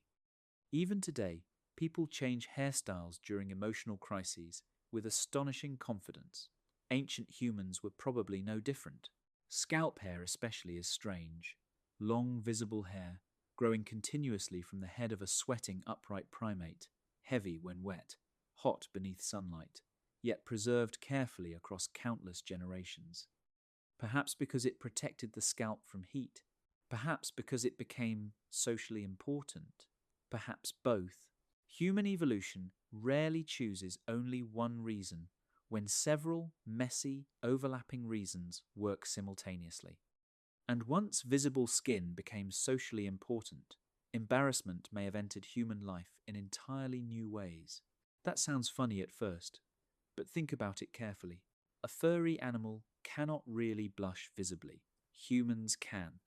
Blood rushing beneath exposed facial skin during fear, attraction, shame, anger, nervousness. The body involuntarily revealing emotional information. An extraordinary design flaw if privacy was the goal. And perhaps this altered human psychology profoundly, because once emotions become visible, self-consciousness grows naturally. The human species may have slowly become emotionally anxious, partly because the body itself betrayed internal states constantly. Sweating from nervousness, blushing during attraction, paling during fear, shivering visibly during cold, tears visible against bare cheeks. Humans became transparent creatures emotionally in ways many mammals are not. And transparency creates social tension. People begin watching one another carefully, evaluating reactions, judging appearances, interpreting bodies. Modern humans still do this obsessively.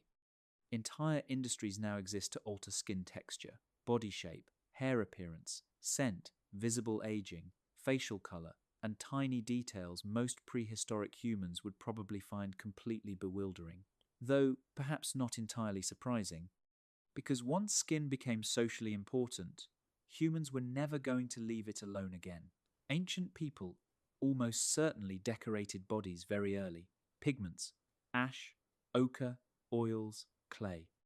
Not merely for beauty, perhaps, but for protection, ritual, identity, intimidation, belonging. Exposed skin invites modification. A furry animal already arrives visually finished. Humans looked unfinished, which may have encouraged endless experimentation. Paint the skin, cover the skin, mark the skin, protect the skin, hide the skin, display the skin. Civilization becomes increasingly obsessed with managing visibility, and this creates one of the strangest contradictions in human history. The more visible the body became, the more humans invented ways to conceal it again. Clothing begins practically enough. Warmth, protection, shade from sunlight, barriers against insects and rough terrain.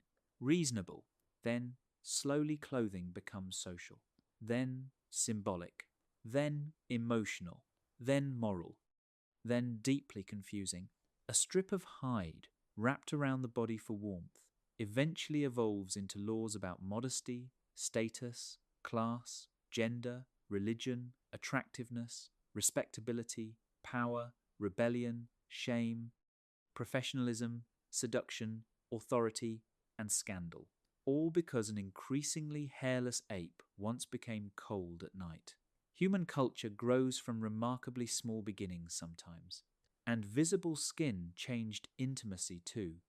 Touch feels different on exposed skin. Rain feels different. Wind feels different. A hand against bare skin communicates more directly than through thick fur. Temperature transfers immediately. Emotion transfers immediately. Perhaps this intensified human bonding, or intensified loneliness, possibly both. Imagine two early humans sitting beside fading firelight while night insects hum beyond camp, one quietly applying oil or fat to cracked skin on another's hands after long movement beneath dry heat, fingers tracing scars unconsciously, smoke drifting through darkness. Practical care slowly becoming emotional care. Ancient tenderness was often maintenance, helping someone survive exposure, and exposed skin constantly required maintenance. Sunburn, cuts, dryness, insect bites, cracking, chafing, fungal infections beneath damp clothing, the body becoming fragile in visible ways, which also meant beauty and suffering became tangled together. A scar might signal strength, or danger, or experience, or disease. Ancient humans likely learned to read bodies carefully because survival depended on noticing changes early. A strange rash, clouded eyes, unusual thinness, swollen joints, infected wounds. The body became warning system and social signal simultaneously. And perhaps this contributed to the deep human discomfort surrounding aging. A furred creature conceals gradual decline more effectively. Humans watch age arrive openly. Skin loosens, hair greys, scars accumulate, movement changes visibly, time writes directly onto exposed flesh. Maybe that is why humans became storytellers. Because stories preserve versions of ourselves the body cannot. Meanwhile, attraction itself remained wonderfully irrational. Evolution may encourage preference for health indicators or fertility signals or resilience, but humans immediately complicate everything with emotion, symbolism, memory, insecurity, status, nostalgia, imagination, and poor decision-making. Even ancient humans were probably not purely logical creatures, selecting ideal mates scientifically beside rivers while discussing parasite resistance. Humans fall in love strangely. They always have. A particular voice, a familiar smell, a face lit by firelight, the way someone moves, the way someone laughs during exhaustion, the way someone carries a child. Visible skin simply amplified all this. The body became theatre, not intentionally perhaps, but inevitably. And once the body became theatre, comparison followed. Comparison is one of humanity's oldest emotional diseases. Who is stronger? Who is healthier? Who is more attractive? Who receives attention? Who is desired? Who is ignored? The increasingly visible human species became deeply aware of itself. And self-awareness is exhausting. Even now, modern people spend astonishing amounts of mental energy thinking about appearance, hair, skin, weight, clothing, smell, aging, presentation, ancient instincts surviving inside modern mirrors. But beneath all this social complexity remains something simpler. The body lost fur. The world touched humans more directly afterward, and humans began touching one another differently too. Not merely physically, emotionally, psychologically, socially, because exposed skin changes how a species experiences vulnerability. A furry creature remains partly hidden from the world. Humans became visible to one another, and once a species becomes visible, it begins performing. Perhaps civilization itself is partly performance layered over ancient vulnerability. Clothing hiding exposed bodies. Architecture hiding exposure to weather. Manners hiding emotion. Stories hiding fear. Humor hiding anxiety. Humans covering themselves endlessly after evolution uncovered them physically, and still the body continues revealing truths, accidentally. A blush, sweat, trembling hands, tears.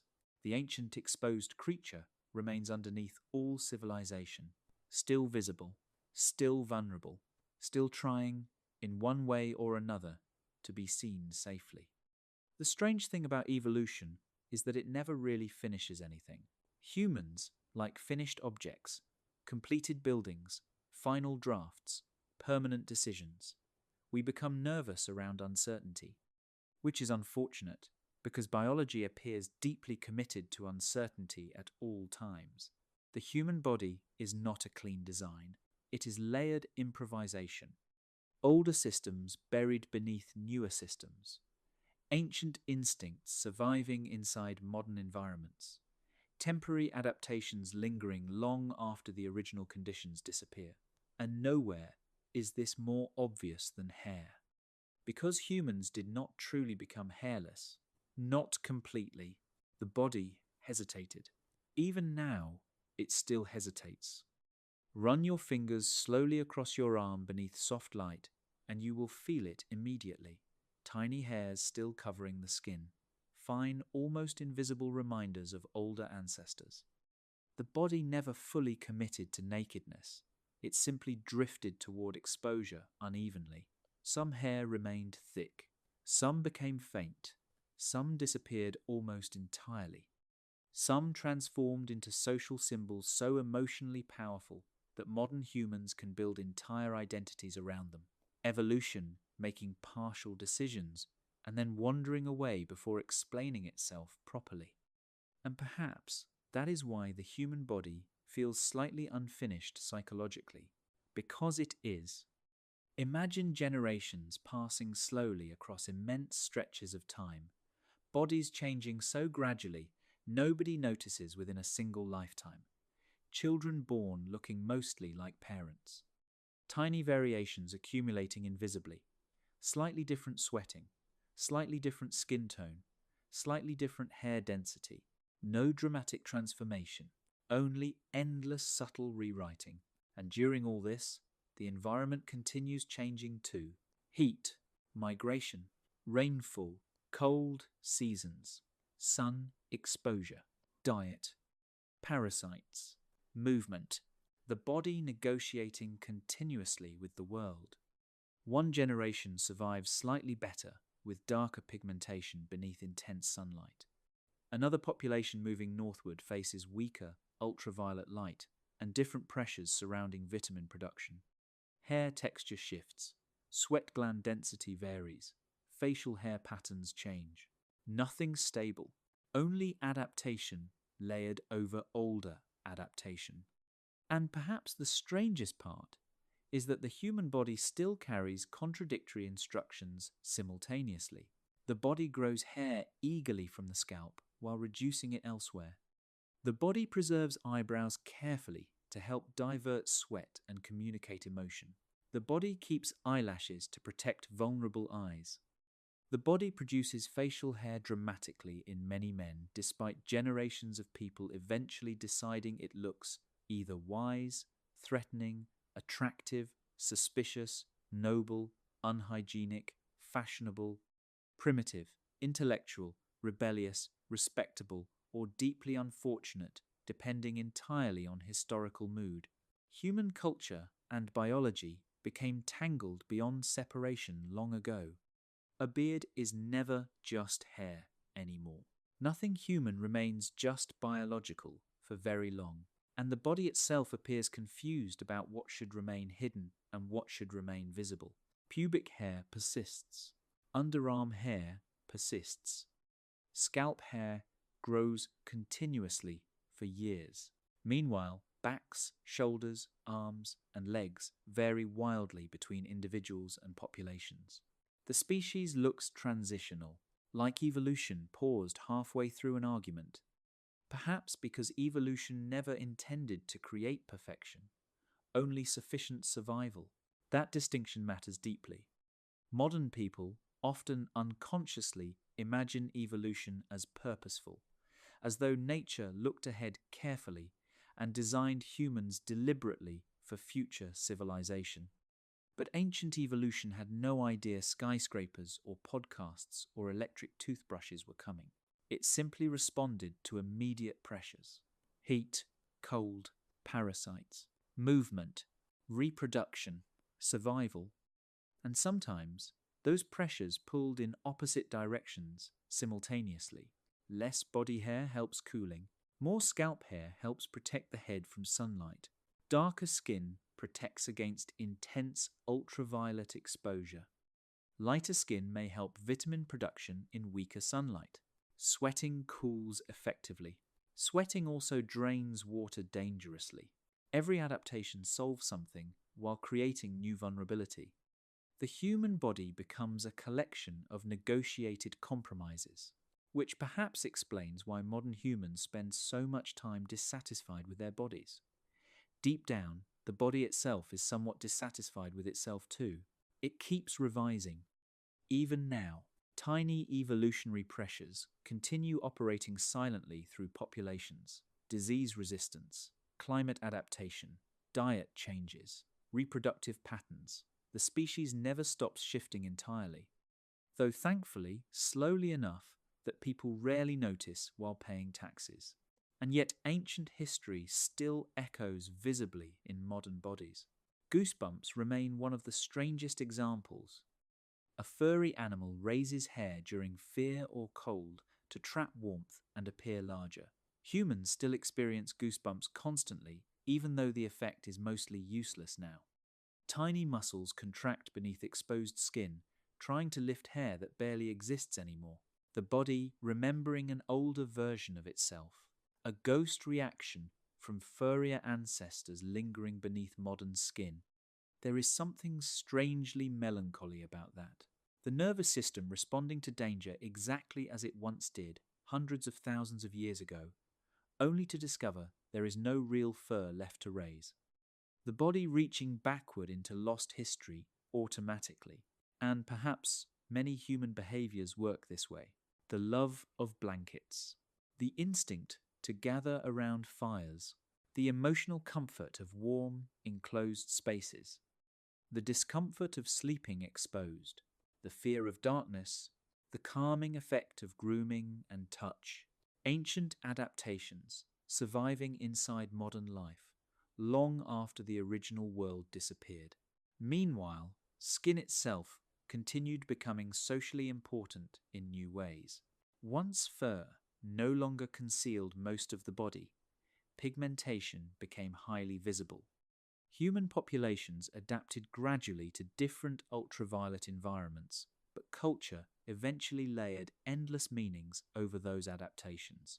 Tribal identity, beauty standards, class systems, colonialism, power, fear, all emerging eventually around biological traits that originally evolved mostly because exposed skin needed protection from sunlight.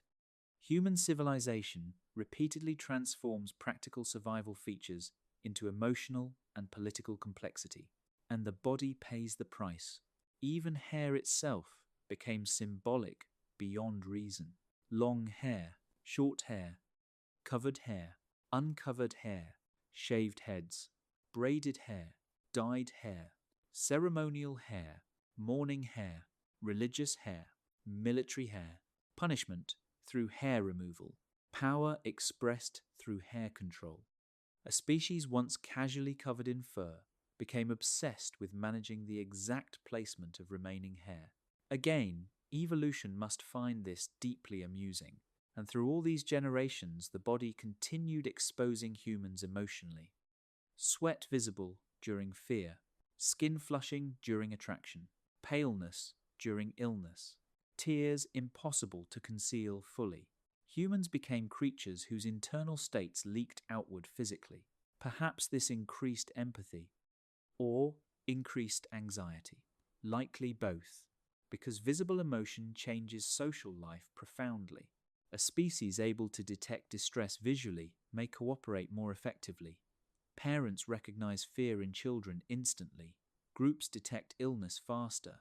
attraction becomes more obvious. Deception becomes more complicated. Though humans eventually became remarkably talented at deception anyway, civilization encourages that skill aggressively. Still, the body continues betraying hidden truths in small ways constantly. A trembling hand, a nervous blush, sweat beneath stress, sleeplessness beneath the eyes. The exposed body never learned how to stay entirely private, and perhaps privacy itself became one of civilization's great obsessions, partly because humans lost fur. Architecture creates private interiors. Clothing creates social boundaries. Makeup alters visible signals. Perfume disguises scent. Language hides emotion. Everything becomes management of visibility. The species spends thousands of years inventing methods to selectively conceal what exposed skin made obvious, and yet complete concealment never works. The ancient, vulnerable animal always remains partially visible underneath. Perhaps that is why humans often feel emotionally exhausted after social interaction. The nervous system still treats visibility as survival-related. Being observed matters deeply to a species whose bodies reveal so much involuntarily. And somewhere beneath all modern anxiety lies an older truth. The human body changed slowly because survival demanded flexibility. Not certainty, not elegance. Flexibility.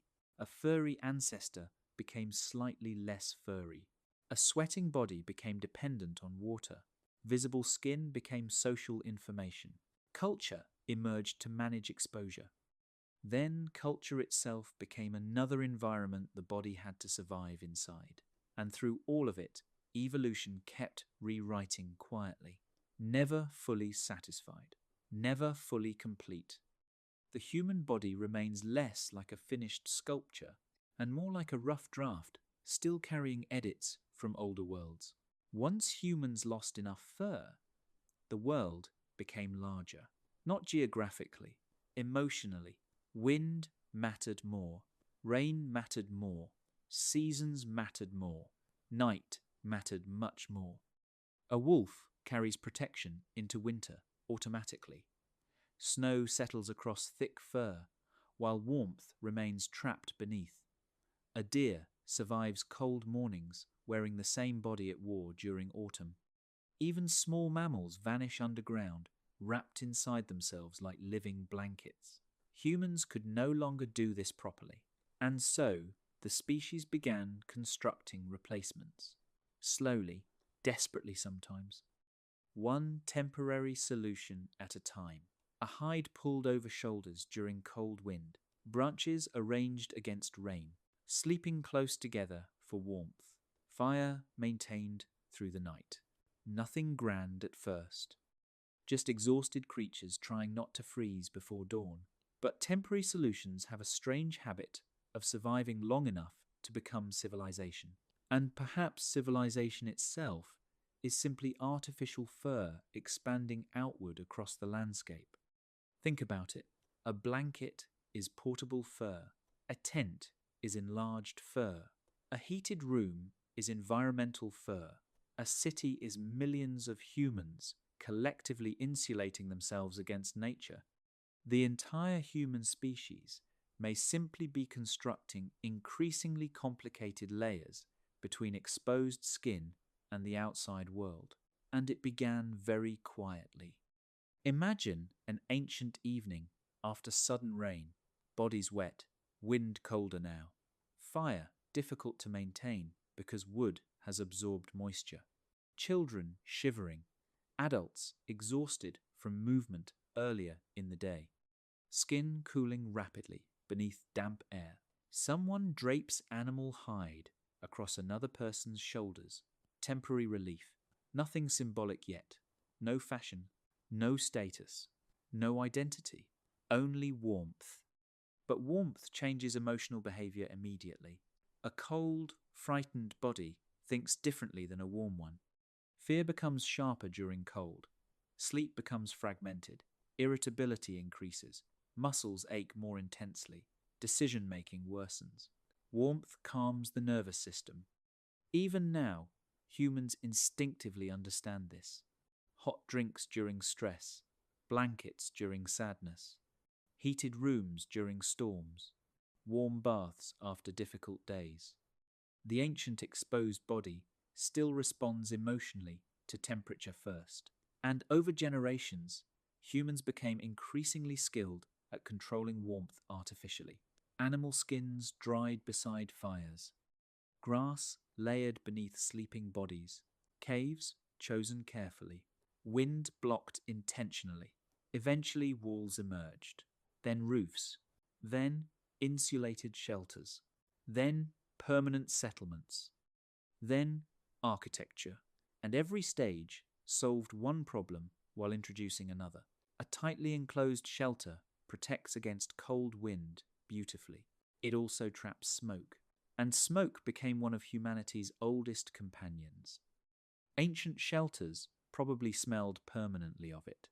Smoke soaked into hair, skin, hides, bedding, tools, children, everything. Eyes burning slightly during evenings. Lungs irritated constantly. Ceilings darkened by soot over years. Humans survived partly by inhaling wood smoke for unimaginable lengths of time. Again, the species solves one problem by accepting another. Cold disappears. Coughing arrives. And because humans are social creatures, warmth itself became collective.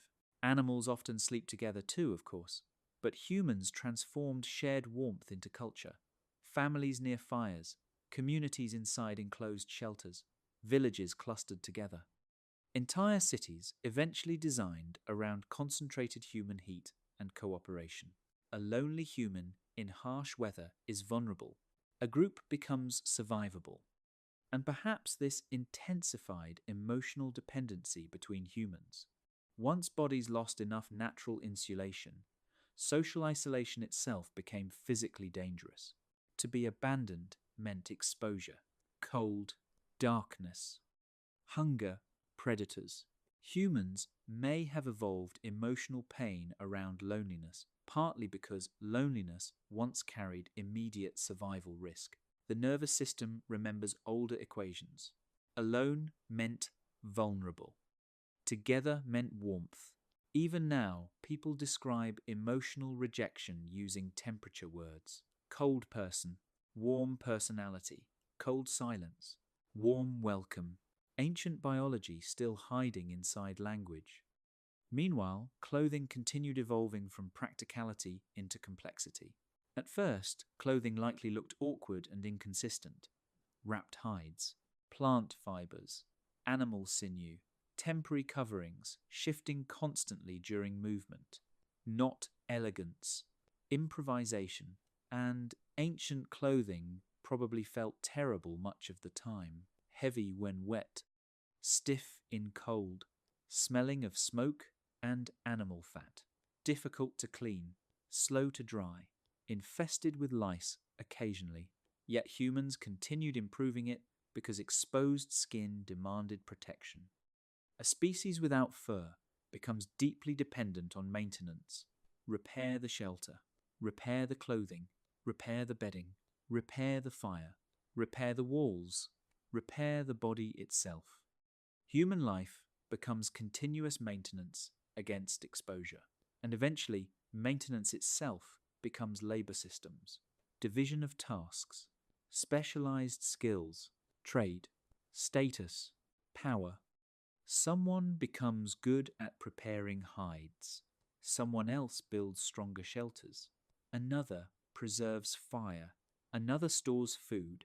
Civilization grows from accumulated responses to discomfort. Not from grand dreams originally, from wind, from cold mornings, from wet skin, from difficult nights.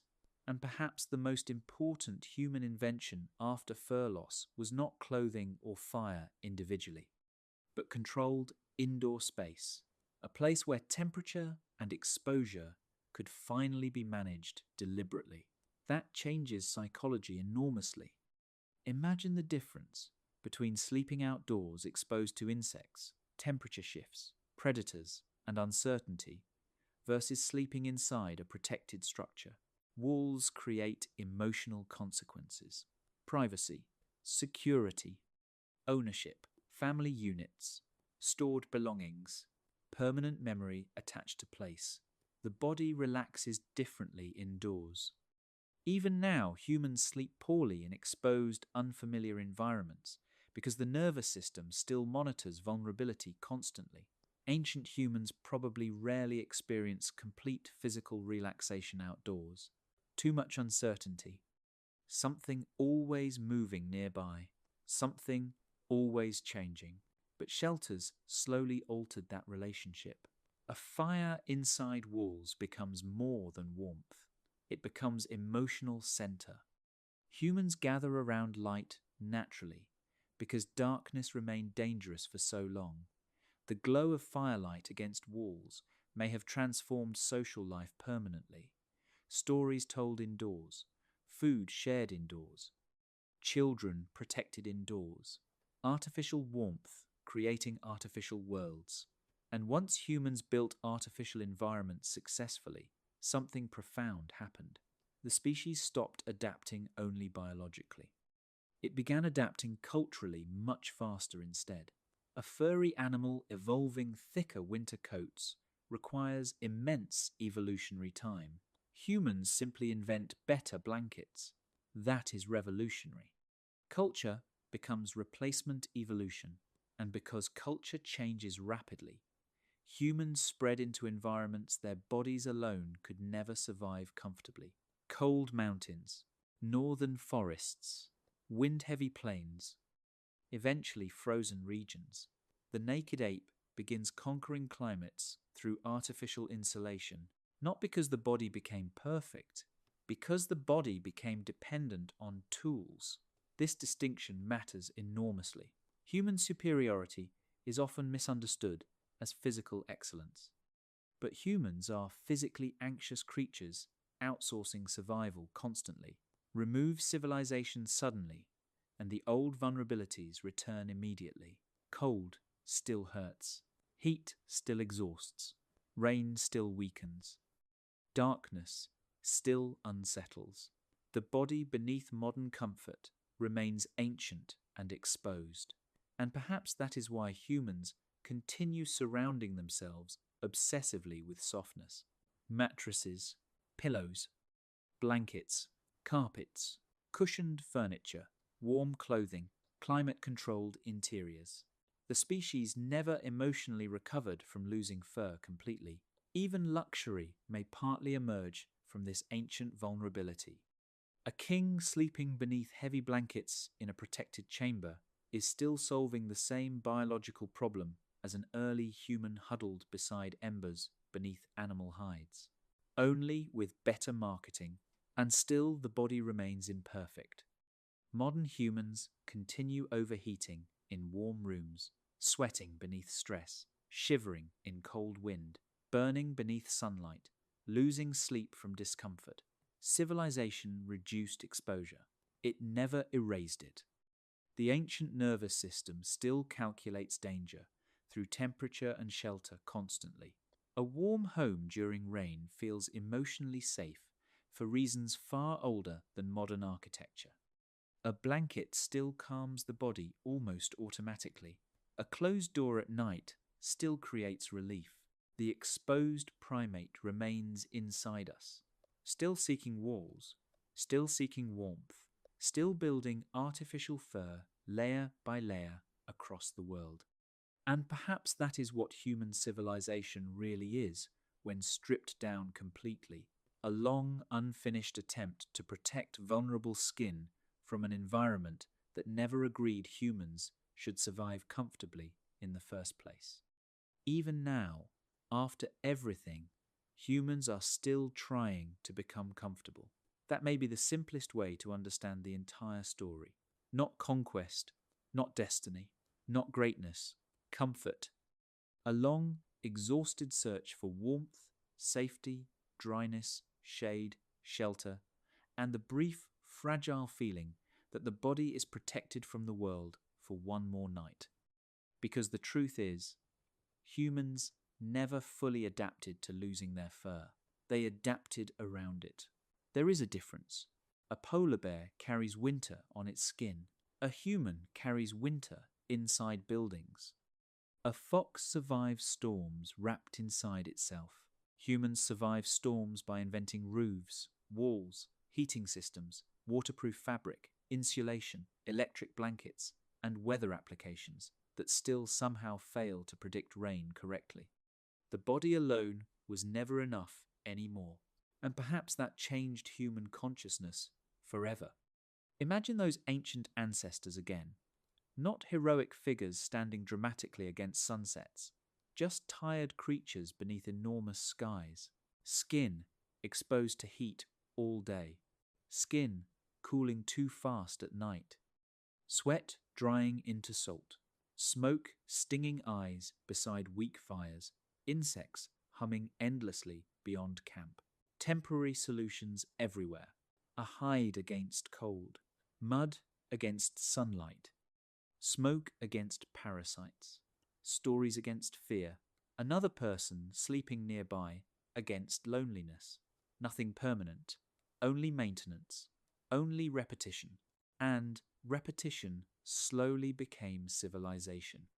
Perhaps that is why modern life still feels strangely repetitive too. Locking doors, adjusting temperature, making beds, washing clothes, repairing roofs, buying blankets, charging phones before sleep. Humans remain creatures endlessly maintaining protection against exposure. The tools changed. The nervous system did not. Even now, the human body behaves like something only partially convinced modern civilization is real. A sudden cold wind still changes mood instantly. Darkness still creates unease. Warm light still calms people. Rain against windows still makes enclosed rooms feel emotionally safer. The ancient body keeps interpreting the world through vulnerability. And perhaps that vulnerability became the hidden engine of human intelligence. Because once the body lost automatic protection, anticipation became survival. A furry animal can survive many conditions instinctively. Humans must prepare, store food, preserve warmth, remember seasons, plan migration, protect children, maintain fire, repair, shelter. Humans became thinkers partly because exposed skin forced thinking to matter. An ape losing fur accidentally may have started a chain reaction, leading eventually to mathematics, architecture, poetry, anxiety disorders, central heating, and online mattress reviews. Evolution rarely predicts consequences elegantly, and somewhere during this long transformation, humans became deeply psychological creatures, maybe more than any other animal, because exposed bodies create exposed emotions. Visible skin reveals fear, attraction, illness, exhaustion, embarrassment. Humans became socially transparent in strange ways, the body leaking internal states outward constantly, sweat during stress, blushing during attraction, shivering during fear, tears impossible to hide completely. Perhaps civilization itself partly emerged from trying to manage this exposure. Clothing hides the body. Manners hide instinct. Language hides intention. Architecture hides vulnerability. Humor hides fear. Modern humans remain masters of concealment because the body beneath civilization still feels fragile, still feels visible, still remembers, and maybe that is why humans love softness so intensely.